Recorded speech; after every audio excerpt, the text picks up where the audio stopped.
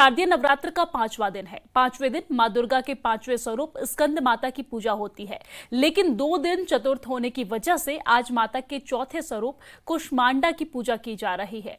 आपको बता दें कि सुबह से ही माता की पूजा के लिए मंदिरों में भक्तों की भारी भीड़ देखने को मिल रही है। मां कुष्मांडा को अष्टभुजा भी कहा जाता है। धार्मिक मान्यताओं के अनुसार मां कुष्मांडा की पूजा अर्चना से सभी प्रकार के कष्टों की मुक्ति मिलती है।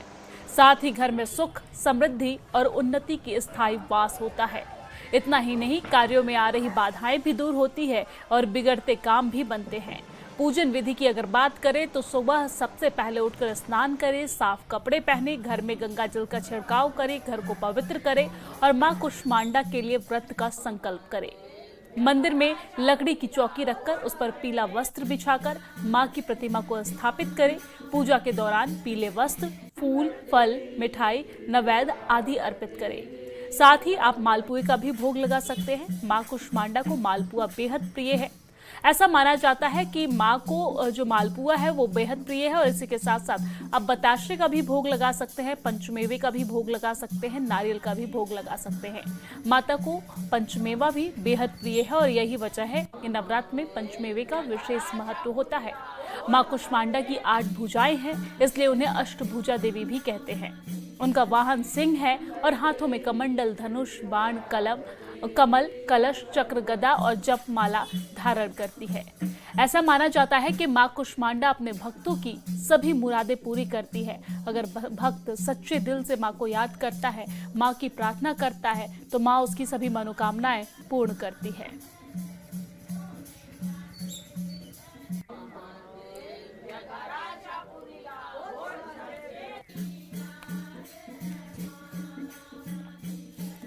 तो आज 5वां दिन है नवरात्र का, लेकिन इस बार नवरात्र 10 दिन का होने जा रहा है। आपको बता दें कि 2 दिन तृतीया होने की वजह से आज चौथा पूजा यानी कि मां कुष्मांडा के स्वरूप की पूजा की जा रही है और नवरात्र का आज 5वां दिन है, लेकिन कुष्मांडा देवी की पूजा की जा रही है।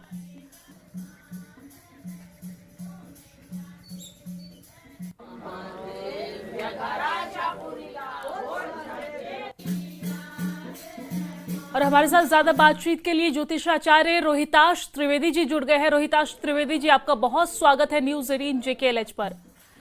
रोहिताश जी, कहीं ना कहीं आज देखा जाए तो 5वां दिन है, लेकिन माता के चौथे स्वरूप की पूजा की जा रही है। हमने कल भी कुष्मांडा माता के स्वरूप की पूजा की, आज भी कुष्मांडा माता के स्वरूप की पूजा की जा रही है। इस बार क्या तिथि का क्या हेर फेर है, क्यों 10 दिन तक ये तिथि पड़ी है? सबसे पहले इसको क्लियर कर दीजिए जी। ये एक सामान्य घटना है और ये शुभ घटना है जी। किसी भी नवरात्रों की वृद्धि को एक बहुत शुभ घटना माना जाता है।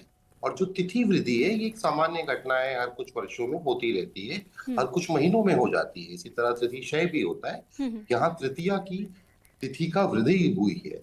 इसका गणितज्ञ या सिद्धांतिक एस्ट्रोनॉमिकल समझने के लिए आप ये कह सकती हैं कि जब तृतीया तिथि थी तो तृतीया तिथि ने 2 सूर्योदयों का स्पर्श किया, 2 सूर्योदय को स्पर्श किया, इसलिए तृतीया तिथि की वृद्धि हो गई। इसीलिए आज हम चतुर्थ नवरात्रा मना रहे हैं, जिसमें मां कुष्मांडा जो ब्रह्मांड की रचयिता भी हैं, अष्टभुजा देवी की उपासना होती है, जप तप साधना होती है। इसी दिन तंत्र में, अध्यात्म में हम अनाहत चक्र में मां का आवाहन भी करते हैं। रोहिताश जी, लेकिन देखा जाए तो इस बार नवरात्र में तिथि को लेकर भी बहुत ज्यादा लोगों में कंफ्यूजन है। कुछ लोगों का ऐसा मानना है कि तृतीया 2 दिन है, कुछ लोगों का ऐसा मानना है कि चतुर्थ 2 दिन है। इस चक्कर में कुछ लोग तृतीया 2 दिन मना रहे हैं, कुछ लोग चतुर्थ 2 दिन मना रहे हैं। जरा इसको क्लियर कर दीजिए कि तृतीया 2 दिन है या फिर चतुर्थ 2 दिन है। तृतीया 2 दिन थी और ये कंफ्यूजन जो है आंचल जी, बड़ा इनऑर्गेनिक कंफ्यूजन है। इट शुड नॉट एग्जिस्ट, ये होना नहीं चाहिए। 1950 के दशक में भारतीय सरकार ने कैलेंड्रिकल रिफॉर्म कमेटी नाम की एक संस्था बनाई थी, कमीशन बनाई थी, जिसने कई साल उसमें बड़े एमिनेंट इंडियन एस्ट्रोलॉजर, एस्ट्रोनॉमर बैठे थे। उन्होंने कई सालों के शोध के बाद एक रिफॉर्म कमेटी की रिपोर्ट प्रस्तुत करी थी, जहां पर कैलेंडर, पंचांग मेकिंग के नियमों को लिपिबद्ध कर दिया गया था। यदि कोई पंचांगकार, ज्योतिषी कैलेंड्रिकल रिफॉर्म कमेटी के गणित को फॉलो करेगा तो कभी कंफ्यूजन नहीं आएगी। प्रॉब्लम ये है कि हम पद्धति भूल गए हैं और कुछ भी कर रहे हैं। आज नवरात्रा है, चौथा नवरात्रा है। माँ से यही मेरी विनम्र प्रार्थना है कि वो भारत में एक वैज्ञानिक सोच लेकर आए और कैलेंड्रिकल रिफॉर्म कमेटी की जो रिपोर्ट है पंचांग कारिता की वो हम्म। लागू हो, ताकि एक सामंजस्य आ पाए और सब एक ही मत में एक ही व्रत पर्व त्योहार को मनाए। जी, माता के चौथे स्वरूप यानी कि कुष्मांडा स्वरूप की पूजा विधि क्या है, किस तरीके से पूजा करना चाहिए ताकि माँ अति प्रसन्न हो, साथ ही साथ रंगों का क्या महत्व है नवरात्र में, और इसी के साथ माता को अति प्रिय क्या है, माता को कौन सी वैसी चीज है जिसके भोग लगाने चाहिए, पूजा पाठ कैसे करना चाहिए, इसको लेकर भी थोड़ा विस्तार से समझा दीजिए। बहुत सिंपल होता है जी, इसको बिल्कुल मूल स्वभाव में जाकर देखिए और सोचिए। माँ को क्या प्रसन्न है? माँ को बच्चे प्रसन्न करते हैं। माँ को क्या अच्छा लगता है? माँ को बच्चे अच्छे लगते हैं। देखिए, सबसे पहले हमें यहाँ समझना पड़ेगा कि नवरात्र क्या है। Navratra is celebration of motherhood. हम माँ की उपासना करते हैं, हम माँ को सेलिब्रेट करते हैं, हम मेट्रियार्की को सेलिब्रेट करते हैं। यदि आप नव दुर्गाओं को देखेंगे तो ये मदरहुड के 9 अलग अलग आयाम भी हैं। यही माँ कुष्मांडा के लिए केसरी, जिसे हम ऑरेंज कहते हैं, सैफरन कहते हैं, उस रंग का अधिक महत्व तंत्र ग्रंथों में कहा गया है। और माँ की उपासना की सरल विधि है माँ को माँ की तरह देखना। जैसे आप अपने घर परिवार में अपनी माता जी, दादी, नानी को देखते हैं। मान लीजिए आपकी नानी जी का जन्मदिन है, तो आप सुबह सुबह उनके पास जाएंगे, उनको उनका प्रणाम करेंगे, उनका आशीर्वाद लेंगे। इसी प्रकार आप अपने घर में जो आपने देवी की स्थापना करी है उनको अपनी माँ की तरह देखिए, उनके अंदर माँ का संकल्प लें। पूजा विधि जो है वो हमारी अलग अलग जगहों पे लोकाचार के अनुसार अलग अलग होगी। हम्म। जो भी आपके परिवार में वंश परंपरा में पूजा की पद्धति चली आ रही है, जैसे मैं उदाहरण देता हूँ, कई परिवारों में कलश की स्थापना होती है, जौ बीजे जाते हैं। आज चौथा दिन है तो उनमें थोड़े थोड़े अंकुर आने लग जाएंगे। इसी प्रकार जो भी आपकी वंश परंपरा है उसके अनुसार आप मंत्र अनुष्ठान जप तप पूजा करें। भाव मन में माँ को माँ की तरह देखने का है, ये सबसे महत्वपूर्ण बात है। जी बिल्कुल। पूजा का क्या विधि विधान है, आमूमन कैसे पूजा करना चाहिए? ठीक है, बहुत सारे लोग हैं जो अपनी परंपराओं से जुड़े हुए हैं, वो उस तरीके से पूजा करेंगे जो उनकी परंपराओं में, जो उनकी पीढ़ी दर पीढ़ी होती आई है। लेकिन जो आम लोग हैं, जो आज के युवा वर्ग हैं, जो ऑफिस आने जाने वाले हैं, जिनके पास समय की बहुत ज्यादा कमी है, तो ऐसे में वो किस तरीके से पूजा करे कि कम समय में वो माँ को प्रसन्न करने के लिए किस तरीके से पूजा करे? देखिए जी आंचल जी, पहली चीज तो समय का अभाव है तो आप माँ के पास नहीं। ये नवरात्रे 9 दिन इसीलिए रखे गए हैं ताकि आप अपनी दिनचर्या से, अपने रोजमर्रा के जीवन में से माँ को प्राथमिकता बनाकर समय निकालें। देखिए जी, शब्द होता है उपवास। एक शब्द होता है उपवास। उपवास का अर्थ हुआ, का संधि हुआ उप जमा वास। वास होता है लाइफ स्टाइल, उप होता है डेप्यूटी, डेप्यूटी चीफ मिनिस्टर, उप मुख्यमंत्री। वास होता है निवास। और आपका वास कहाँ है? रहने की पद्धति। उपवास का मतलब हुआ कि आप अपने जीवनचर्या, अपनी रहने की पद्धति को उपासना या तप साधना के अनुरूप डालेंगे। यदि कोई व्यक्ति कहता है कि मेरे पास तो नवरात्रों में साल में 9 दिन भी माँ के लिए समय नहीं है, तो आप तपस्वी ही नहीं है, फिर आप नहीं कर पाएंगे, आप रहने दीजिए। आपातकाल हो, यदि कोई वृद्ध है, बीमार है या बच्चा है, उनको पूजा पद्धति में छूट मिलती है, ऋषि वाक्य आते हैं। पर यदि आपातकाल नहीं है, रोग पीड़ा नहीं है, आप वृद्ध नहीं है, आप बच्चे नहीं है, तो तपस्या तो जी तपस्या है, उसमें तो मेहनत लगती है, उसका शॉर्टकट नहीं होता बिल्कुल, कुछ। लेकिन रोहिताश जी देखा जाए तो प्रैक्टिकली अगर हम बात करें तो आज की युवा पीढ़ी के पास पूजा, आस्था, भाव हर कुछ है, लेकिन समय की कमी है। और कहा यह भी जाता है कि कर्म ही पूजा है। अगर आप अपने कर्म को अच्छे से करते हैं तो वही पूजा है। आपके लिए भाव बेहद जरूरी है, आपके लिए पूजा में शुद्धता बेहद जरूरी है। लेकिन वक्त की कमी होने के बाद ऐसा नहीं कि आप माता के पास नहीं जा सकते हैं। देखिए जी, मैं आपको एक सिंपल एग्जांपल देता हूँ आंचल जी। आप देखिए, आप हैं, मैं हैं, कोई भी है, तो इससे एक चीज हम निर्धारित रूप से कह सकते हैं कि हमारी माता जी रही हैं। If you exist, your mother has existed. ये नियम पूरे ब्रह्मांड में आपको दिखेगा। अब अगर आप ये कहें कि मैं अपनी माँ के पास समय बिताने के लिए प्रयत्न नहीं कर सकती, तो फिर माँ पीछे छूट गई ना। कर्म ही पूजा है, उसका ये तात्पर्य नहीं है कि जप तप साधना के प्रोटोकॉल टूट जाएंगे। कर्म पूजा है का ये मतलब है कि ईश्वर ने कर्म सिद्धांत लागू किया है। आप जो कर्म करेंगे उसके अनुरूप आपको फल मिलेगा। पर हम्म। तंत्र ग्रंथों में कर्मा भाव का कोई वाक्य नहीं आता। इनफैक्ट कई ऋषि वाक्य आते हैं जहाँ स्पष्टता से कहा गया है कि जो भी परिस्थिति हो, कर्मा भाव नहीं हो सकता। मैं एक उदाहरण दूंगा। हम्म। हमारे माननीय प्रधानमंत्री श्री नरेंद्र मोदी जी, उनसे ज्यादा व्यस्त तो भारत में अभी और कोई नहीं हो सकता। पर जहां तक सुनने में आता है, आप ही लोगों के माध्यम से, वो 9 के 9 दिन माँ की उपासना करते हैं, व्रत करते हैं, उपवास करते हैं। यदि आपके पास समय नहीं है, कम से कम उपवास कर लें। हम्म। सूर्योदय से पहले उठें, फलाहार और दूधाहार का सेवन करें, सूर्यास्त पे अपनी अंतिम मील, लास्ट मील खा लें, और सूर्यास्त के 3 घंटे के अंदर अपने शयन कक्ष में जाकर निद्रासन में जाएं। ये उपवास हो जाएगा। इसी उपवास के अंदर आप 15 मिनट, आधा घंटा भी यदि नहीं निकाल पा रहे हैं मंत्र जाप के लिए, तो आप कर नहीं सकते। हम्म। ठीक है। और रोहिताश जी, हम ये भी समझना चाहेंगे कि दुर्गा सप्तशती का क्या महत्व है, क्योंकि नवरात्र के दिनों में दुर्गा सप्तशती का विशेष महत्व होता है और जो भी पाठ करते हैं वो दुर्गा सप्तशती का पाठ करते हैं। इसका क्या महत्व है, इसकी उत्पत्ति कहाँ से हुई है? ये तो थोड़ा तंत्र का विषय हो जाएगा। तंत्र के विषय पे पब्लिक मीडिया में इस तरह से बात करना मैं उचित नहीं समझता। मेरे गुरु की मुझे अनुमति भी नहीं है। दुर्गा सप्तशती एक बहुत ही चमत्कारी और बहुत ही प्रभावशाली माँ का स्तोत्र है। यदि आपको दुर्गा सप्तशती की दीक्षा है तो नवरात्रों में इसका प्लीज पाठ करें। इसका आप नित्य प्रतिदिन भी पाठ कर सकते हैं। इसमें माँ दुर्गा की आपको अनुपम कृपा मिलती है। दुर्गा सप्तशती का पाठ कैसे होता है, इसकी क्या नियमावली है, ये तंत्र का विषय है।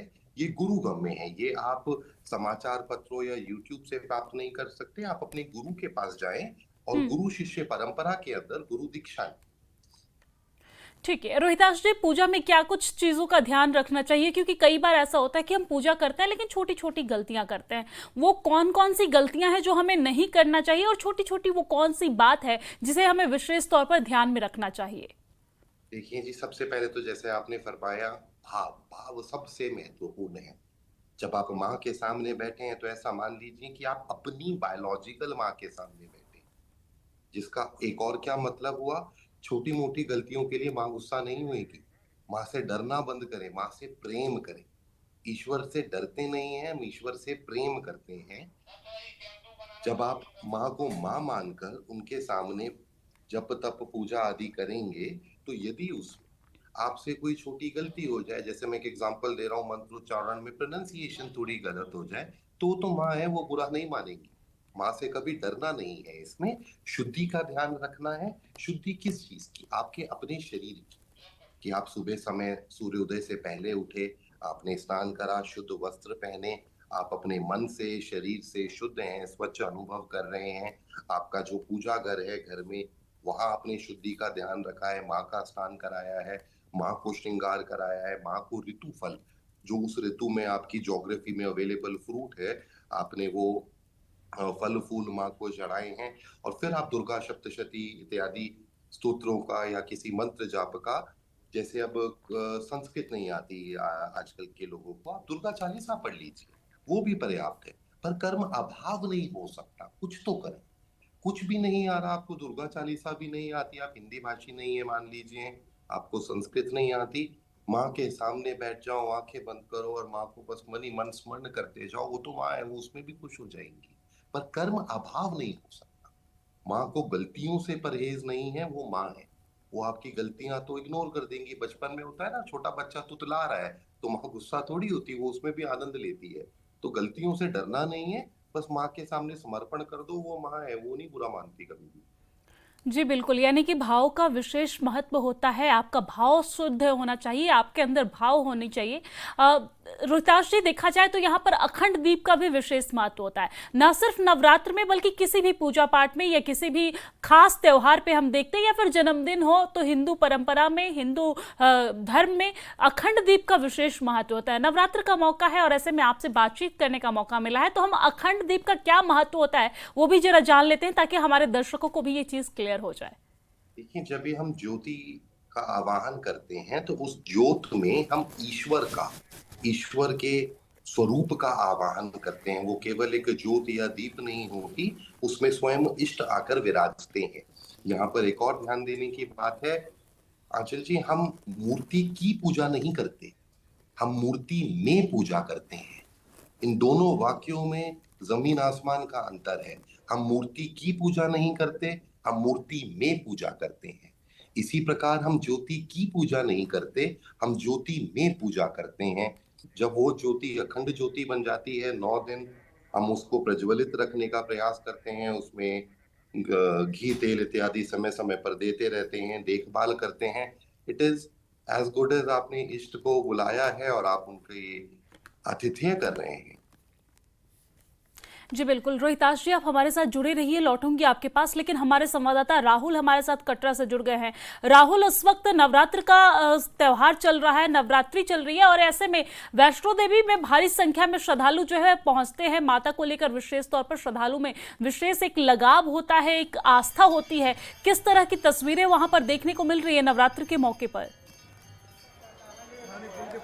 देखिए, बिल्कुल नवरात्रों के दौरान माता वैष्णो देवी के दरबार में देश विदेश से श्रद्धालु यहां पर पहुंचते हैं। और अगर बात करें तो नवरात्रों में खास तैयारियां भी की जाती हैं, लेकिन इससे पहले जब श्री माता वैष्णो देवी जी की यात्रा बंद हुई थी, उसके बाद से ही अब नवरात्रों में धीरे धीरे करके श्रद्धालुओं की रौनक एक बार फिर लौट रही है। और प्रतिदिन आप तस्वीरों में भी देख सकते हैं 10 से 15 हज़ार श्रद्धालु यहाँ पर जो है वो माता वैष्णो देवी के दरबार में हर रोज जो है वो पहुँच रहे हैं। और दूर दूर से श्रद्धालु यहाँ पर पहुँच रहे हैं अपने बच्चों को लेकर, बुजुर्गों को लेकर माता वैष्णो देवी के दर्शनों के लिए यहाँ पर पहुँच रहे हैं। और नवरात्रों में खास माता के दर्शनों के लिए जो है वो श्रद्धालुओं की इच्छा रहती है कि नवरात्रों के दौरान यहाँ पे आए। कुछ श्रद्धालुओं से बात भी करेंगे। सर, आपका नाम जानना चाहेंगे? मेरा नाम कुलदीप। कहाँ से आप आए? हम लुधियाने से आए हैं। पहली बार आए, पहले भी आए? नहीं, पहले भी आ चुके हैं। तो कैसा रहता है नवरात्रों में माता के दरबार? बहुत बढ़िया रहता है। हम तो कभी नवरात्रे में आए नहीं, लेकिन हमारा चाह था कि हम नवरात्रे में जरूर जाएंगे, तो इसीलिए हम आए हैं। बीच में, हाँ जी, बीच में ट्रेन वगैरह भी कैंसिल हो गई, लेकिन फिर भी हम कोशिश करते रहे, हार नहीं माने। आखिरकार बुलावा आ गया। कितनी खुशी है आपके मन में? बहुत खुशी है। बहुत परिवार, हमारे सारे परिवार, हमारे पूरे सारे आए हैं। यहाँ पे बंदोबस्त कैसे रहते हैं, सजावट कैसी है? बहुत बढ़िया जी, बहुत बढ़िया। अब आगे तो और जाके देखेंगे तो और सारा कुछ पता लगेगा, अभी तो फिलहाल बाहर के पता लगा है। हाँ जी जी, तो देख सकते हैं आपके श्रद्धालु यहाँ पर पहुँच रहे हैं। और 10 से 15 हज़ार के बीच श्रद्धालु यहाँ पर इस बार जो अब नवरात्रों के दौरान आ रहे हैं। हालांकि यात्रियों की संख्या में अभी भी कमी है, लेकिन धीरे धीरे करके रौनकें जो है वो एक बार फिर लौटना शुरू हुई हैं। और देख सकते हैं आपके श्रद्धालु यहाँ दर्शनीय दरबार में मौजूद हैं। ये माता वैष्णो देवी जी की यात्रा ट्रैक का पहला पड़ाव है। और कुछ और भी श्रद्धालुओं से बातचीत करने की कोशिश करेंगे। सर, आपका नाम जानना चाहेंगे? जसवंत। कहाँ से आप? यूपी से। यूपी से आप आए हैं, यहाँ माता के दरबार में आए हैं। कैसा लग रहा है नवरात्रि? बहुत अच्छा लग रहा है सर। कितने लोग आए आप? हम हैं 10 लोग हैं। तो यहाँ पे बताएंगे, पहले भी आए होंगे आप? जी, पहले भी आए हैं। क्या खास चीज है इस मंदिर की, इतनी दूर से खींच लाया आपको? बस बहुत ही अच्छा मंदिर है, यहाँ बहुत ही मान्यता है यहाँ की। जो भी मुरादें मांगते हैं वो पूरी होती है। जी जी। सर, आपका नाम जानना चाहेंगे? कहाँ से आप? यशपाल राजा बुंदेला नाम है। हम टीकमगढ़ जिले से आए हैं और पहली बार आए हैं माता के दरबार में। और हमारे साथ वाले तो निकल भी आए थे। अच्छा। लेकिन उस समय हम मऊ और झांसी में थे जब हमारे साथ वालों का फोन आया कि तुम्हें आना है। तो वहाँ का सफ़र कम से कम 40-50 मिनट का हमने 30 मिनट में किया सफ़र तय। माता की कृपा थी, मुझे पता ही नहीं चला कि हाँ बुलावा आया और आ गया। मेरे कपड़े भी पहली बार आए, मेरे कपड़े भी गिर गए थे वहाँ रास्ते में, मैंने लिए। और पैसे और अन्य चीजें भी नहीं थी, सब मेरे दोस्तों ने। नवरात्रों में देश भर के श्रद्धालुओं को क्या मैसेज यहाँ से इस दरबार से देंगे आप? माता है, माता के दरबार से क्या, माता तो है वो सबकी सुनती हैं। और माता के दरबार में आप जो मांगोगे वो सब मिलता भी है। और माता तो हम लोगों के लिए ऐसा है कि जो भी श्रद्धा से मांगते हैं वो सब कुछ देने के लिए तैयार, केवल मन में श्रद्धा होनी चाहिए। और आत्मा से आप आओगे, कहीं भी रहो, माता वहाँ भी सुनती है। इसीलिए हम सब बोलते हैं जय माई की। सर, आपका नाम जानना चाहेंगे? पुष्पेंद्र विश्वकर्मा। कैसा लग रहा नवरात्रों में आया? बहुत बढ़िया सर, और पहली बार आए हैं तो बहुत मतलब कैसा माहौल है यहाँ का? नहीं, बहुत बढ़िया माहौल है। और पहली बार आए हैं तो ऐसा लग रहा है कि बहुत ही। जी जी। तो आप तस्वीरों में भी देख सकते हैं इस समय जो माता वैष्णो देवी दरबार में आरती की जा रही है, श्रद्धालु यहाँ पर पहुँच रहे हैं। ये यात्रा ट्रैक जी बिल्कुल, यहाँ पर यात्रा ट्रैक पे श्रद्धालु जो है वो पहुंच रहे हैं। हालांकि पिछले बार के मुकाबले या अन्य सालों के मुकाबले इस बार भीड़ कम है, क्योंकि हमने पिछले ही महीने अगस्त में देखा था किस तरीके से यहाँ पर घटना घटी। हटे, इसके बाद कहीं ना कहीं थोड़ी सी भीड़ में कमी देखने को मिल रही है, श्रद्धालुओं की संख्या में कमी देखने को मिल रही है। राहुल, आप हमारे साथ जुड़े रहिए, लौटूंगी मैं आपके पास, लेकिन हमारे साथ ज्योतिषाचार्य रोहिताश जी भी जुड़े हुए हैं। रोहिताश जी, इस नवरात्र का जो त्योहार होता है ये पॉजिटिविटी का त्योहार होता है, ये सकारात्मकता का संदेश देने का त्योहार होता है। ऐसे में आप युवा पीढ़ी को क्या संदेश देना चाहेंगे? हमारे जो व्रत पर्व त्योहार आदि हैं, जिसमें नवरात्र साल में 4 बार आते हैं नवरात्र, 2 इसमें विशेष नवरात्र होते हैं और 2 गुप्त नवरात्रे होते हैं। विशेष नवरात्रों का मतलब ये नहीं है कि वो गुप्त नवरात्रों से बड़े हैं, पर इसका तात्पर्य केवल ये है कि जो गुप्त नवरात्रे हैं वो सामाजिक फंक्शन नहीं होता, वो पारिवारिक फंक्शन होता है। और जो शरद और बसंत नवरात्रे हैं, अभी ये शरद नवरात्रे चल रहे हैं, ये एक सामाजिक कार्यक्रम भी होता है। इन व्रत पर्व त्योहारों का उतना ही महत्व है जितना आपके परिवार में फैमिली मीटिंग्स का है, फैमिली गैदरिंग्स का है। ये जो हमारे व्रत पर्व त्योहार हैं, नवरात्रे हैं, ये आपकी आध्यात्मिक उन्नति के लिए किसी विशेष कारणों से चुने गए 9 दिन हैं। इन्हीं 9 दिनों का जब हम आयोजन करते हैं एक सामाजिक स्तर पे, जैसा पश्चिम बंगाल में भी देखा जाता है दुर्गा पूजा, तो इसका सामाजिक महत्व भी बढ़ जाता है, जिसे हम कलेक्टिव कॉन्शियसनेस कहते हैं। जब एक साथ बहुत सारे लोग या सब लोग भगवती देवी का आह्वान करते हैं, उनको पूजते हैं, तो इसका जो इम्पैक्ट है, प्रभाव है, वो ना केवल आपके निजी जीवन पर समाज और समाज के बाद राष्ट्र व्यवस्था पर भी पड़ता है। नवरात्रों में माँ का पूजन करना केवल आपके लिए ही नहीं, बल्कि आपके कारण समाज के लिए भी एक बहुत अच्छा उत्थान होगा। पूजा पाठ कर व्रत पर्वों को मनाकर आप केवल अपने आप के लिए नहीं, पर अपने परिवार, समाज और राष्ट्र के लिए भी योगदान देते हैं। जी बिल्कुल, बहुत धन्यवाद इस बातचीत के लिए और तमाम जानकारी साझा करने के लिए।